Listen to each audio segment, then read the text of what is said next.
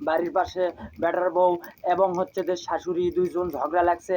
ঝগড়াটার মূল কারণ হচ্ছে যে বৌমা বলছে শাশুড়ি টানা মাছ করতো, বৌমা মাছ করতে পারেনি, শাশুড়ির ওপর আঁক করছে। আর শাশুর ওই সময় ঝাঁটা নিয়ে বৌমার ঘাড়ের উপর একটু হালকা আঘাত করছে।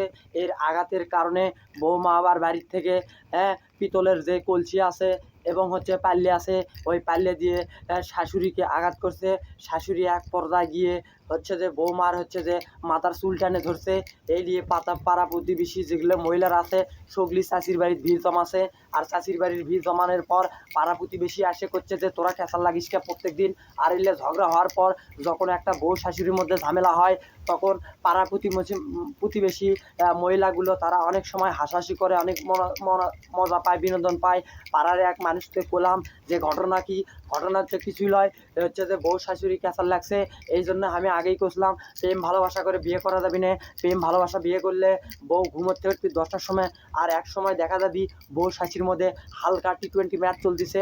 আর টি-20 ম্যাচ হলে কিন্তু 2026 ফিফা বিশ্বকাপ জিঙ্কে স্পেনের সাথে আর্জেন্টিনা লাস্টের কয় মিনিটের মধ্যে গোল খালো, ঠিক সেরকম গোল কিন্তু বৌমাও খাবি। কারণ ছেলে যদি ভালো হয় তাহলে মায়ের কথাই শুনবি। দর্শক, 1.5 মিনিটের জন্য একটা বিরতি নিলাম। সবাই কেমন আছেন?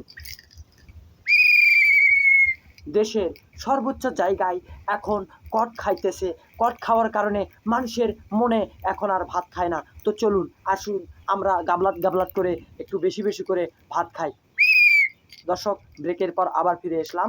তো দেখা যাচ্ছে আশেপাশে যে মানুষগুলো, বাড়িতে যখন আশেপাশে মানুষের ঝগড়া লাগে তখন আর একজন আসে, তৃতীয় যে ব্যক্তি তাই না অল্পেনা কাজে লাগে দেয়।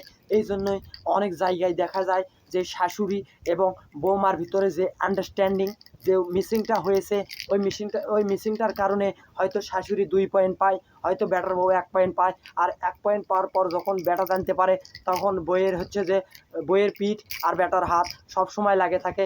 এই জন্য মনে করেন যে সব জায়গায় এখন যে পরিমাণ পরিস্থিতি হয়ে গেছে, এখন বেটার বউ যেরকম টি-20 ম্যাচ খেলতে পারে, শাশুড়ি কিন্তু 2026 ফিফা যেরকম একটা আয়োজন করেছিল ম্যাচটি, ওই রকম ম্যাচ কিন্তু একজন শাশুড়ি মা আয়োজন করতে পারে।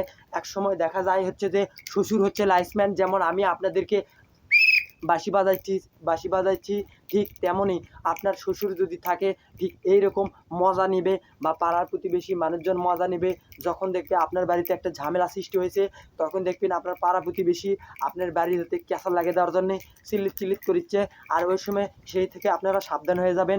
যদি ভিডিওটা ভালো লাগে তাহলে অবশ্যই ভিডিওটা শেয়ার করে দিয়ে সঙ্গীকে দেখানোর জন্য চেষ্টা করে দেবেন।